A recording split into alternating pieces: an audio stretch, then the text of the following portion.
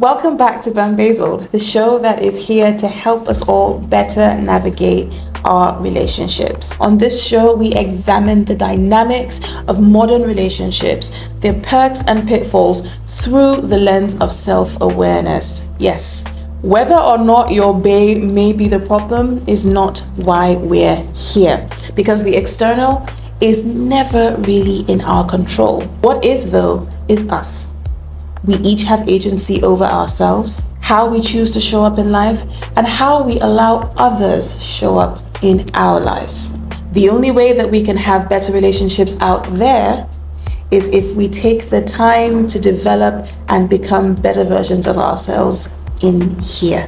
And that is where BamBAEzled comes in. Here we bring the focus back inwards. We bring the focus back to ourselves. Instead of just dwelling on what the other person is doing, whether the other person is wrong, how can I please my partner? Instead of keeping the focus on the external, we bring it back to the internal. How are we showing up? What can we do differently? What can we do better for ourselves and then for the kind of relationship we want to have? My job is to make sure that you are not being bamboozled by your bae. And that's past, present, or future bae. No bamboozling here, not any longer. So whether you're looking for clarity in your own relationship or simply trying to help someone else that you think might be struggling, BamBAEzled is where you can get all the relationship cheat codes. Now, this week, we are continuing with our emotional abuse series, where we are trying to take a very deep and extensive dive into the world of emotional abuse, what it looks like, what it sounds like, how it presents, the effects it has on the victim, and I know people don't like that word, so let's say the people that are receiving that abuse, why it's so hard for people to leave and break away, and how you can do that if you've come to the point in your life where you're tired of being tossed to and fro by another person's emotional dysfunction. Now, in the first installment of the series, we talked about what abuse looks like. We gave a long list, and somewhere on this screen, I'm going to link that video. In this second installment, we're going to be talking about the intended effect that these abusive tactics are meant to have on the receiver. What is the abuser really after? What are they actually trying to achieve? And why is it so hard for us to recognize when we are being abused, especially when it's by someone or coming from someone that we really love or someone that's really close to us?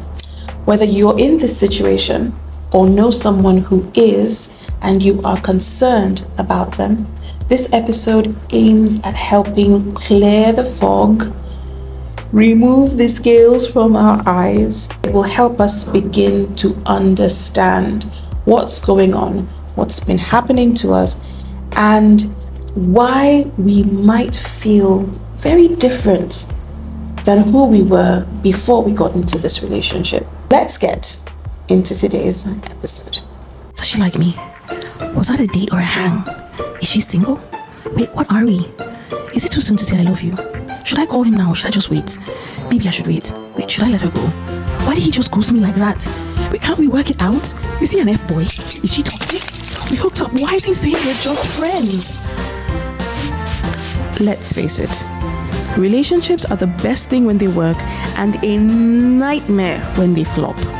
You're recklessly giddy when Cupid's arrow sticks you in the ass and a nervous, pain-filled wreck when he comes to take his love away. There's hardly anyone who cannot relate to the dizzying highs and debilitating lows of relationships. We are naturally wired for connection, so when that's messed with, it can make us feel crazy. Enter BamBAEzled.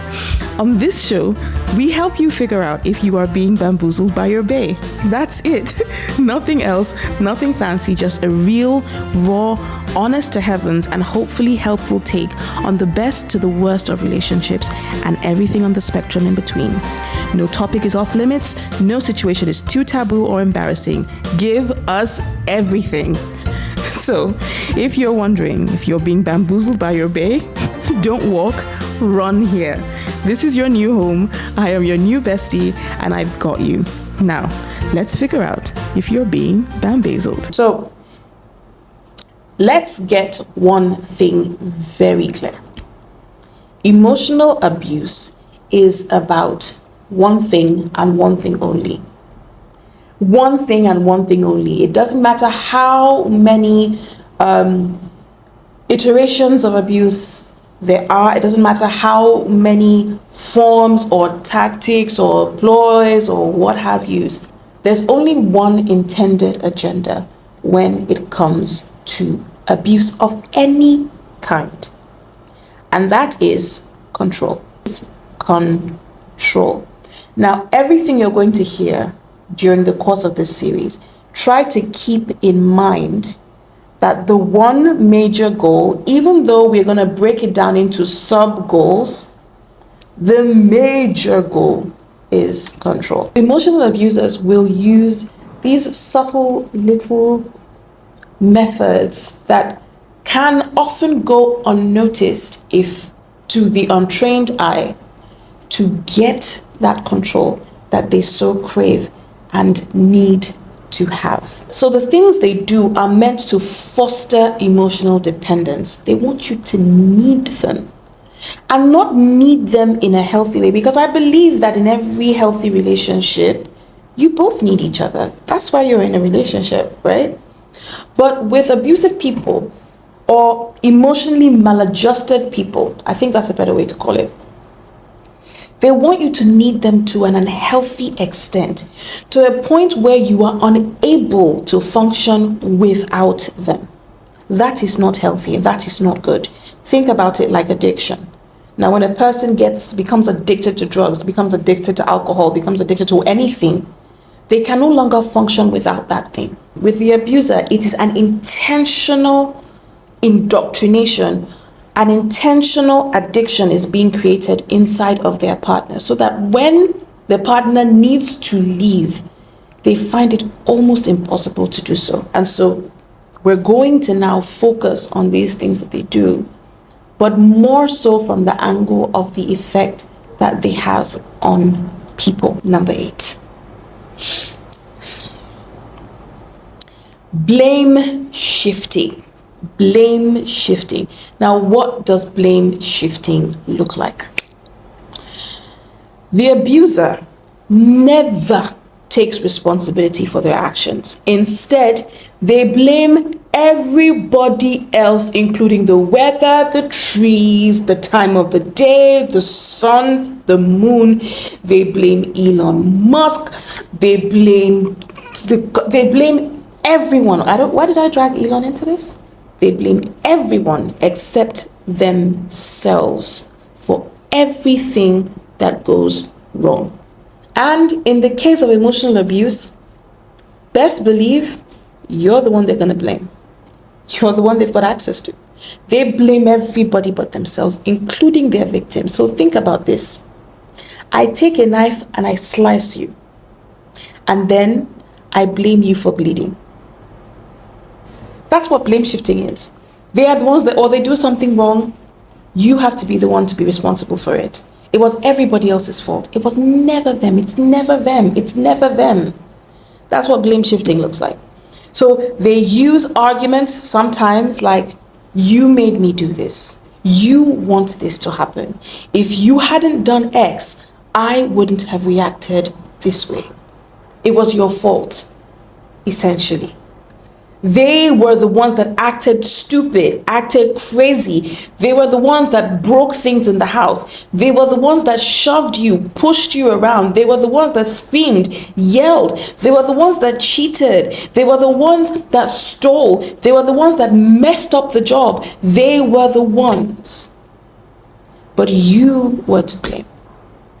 Or someone else was to blame. If you dressed better, I wouldn't have cheated. If you gave me more sex, I wouldn't be looking at other women outside. I wouldn't be looking at other men outside. If you gave me more money, would somebody else be able to take my attention? Stupid things like that. whatever they do that is wrong and has negative consequences always somehow reroutes its way to being your fault or someone else's fault. Now, what is the intended effect of this? The intended effect of blame shifting is to make the victim feel responsible for the abuser's behavior, creating a very toxic cycle where the victim internalizes guilt for things they didn't do or things they couldn't control.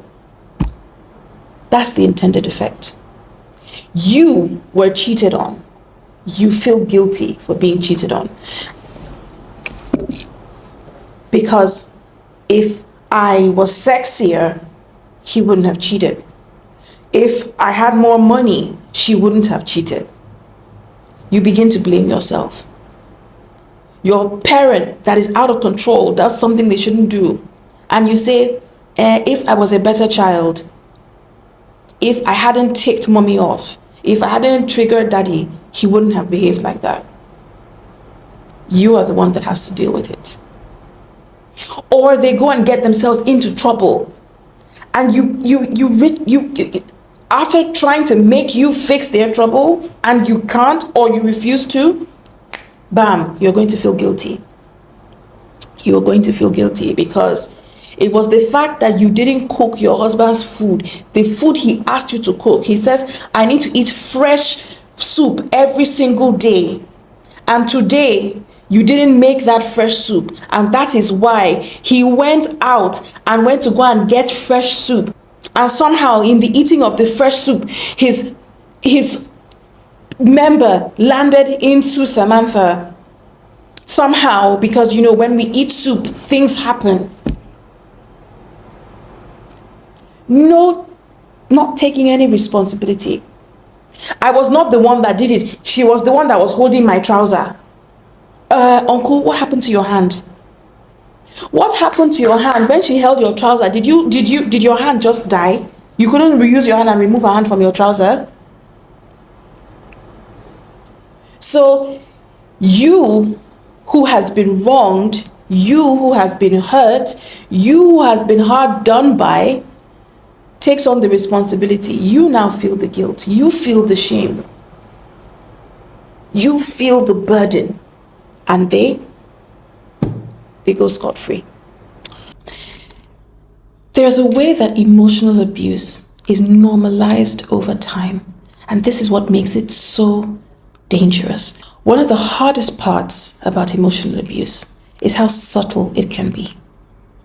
Your abuser rarely starts with screaming, rage, breaking things, hitting you. They don't start big, well, unless they love bombing you.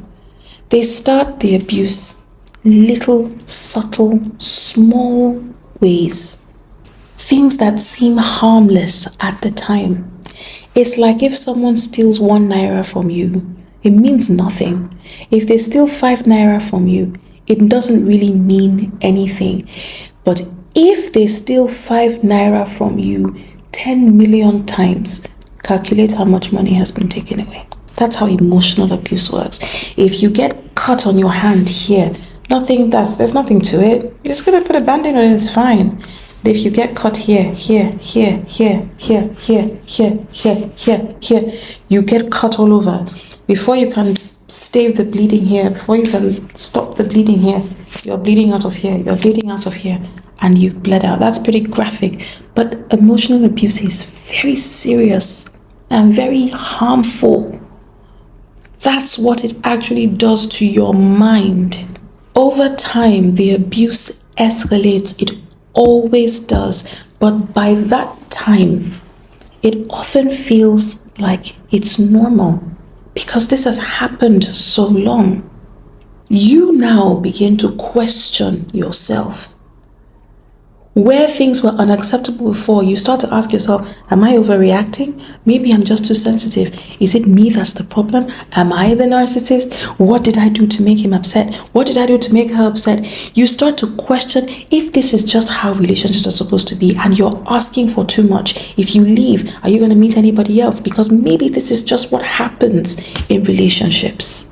It's easy to miss the signs when they come wrapped in a package or in gestures that on the surface seem so small, insignificant, and sometimes even innocent. The scary part is that this kind of abuse is so under the radar that it can go on for years and years undetected. But that doesn't mean that the damage it causes is not there. Emotional abuse is not always loud. It's not always obvious, but its damage runs deep. Sometimes deeper than we can immediately see, because the wound is invisible.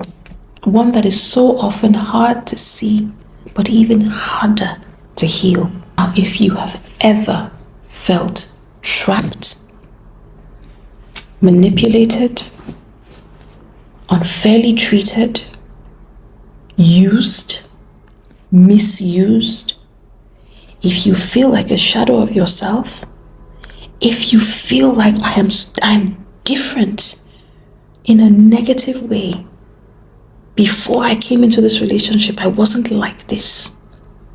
If you feel confused, if you feel afraid, if you feel anxious, trust your gut. Trust your feelings. If you have even once, even in the silence of your own mind, asked yourself, am I being abused?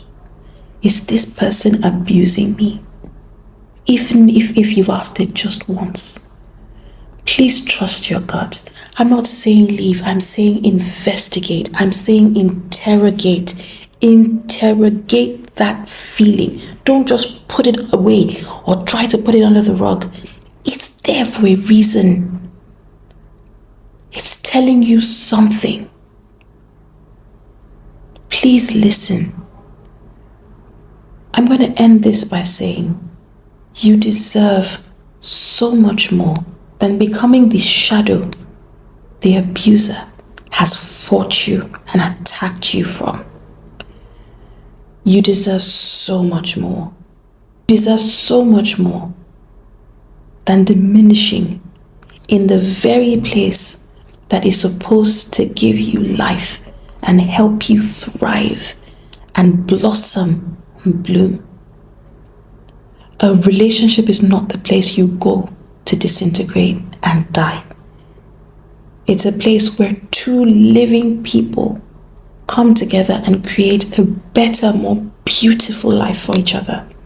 And if that's not what you're experiencing, I beg you, please interrogate at the very least. And if you think you have the strength, leave. Thank you so much for watching Emotional Abuse series here on BamBAEzled.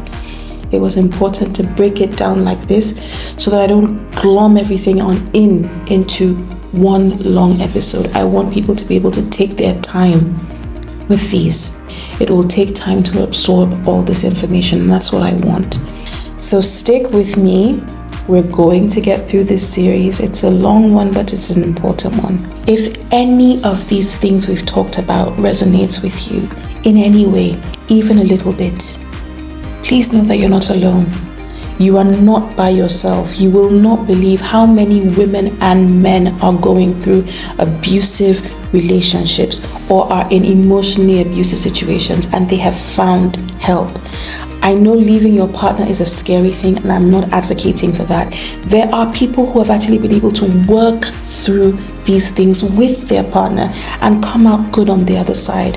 That's possible, but don't just wallow and stay there and keep experiencing this when you can have so much better. There are resources available. If you need help, please reach out to me. All my socials, I'm Annie Icha on all my socials, ANEEICHA. Send me a DM, send me a tweet. I don't know how those things work. Send me an email. The email is in the bio here.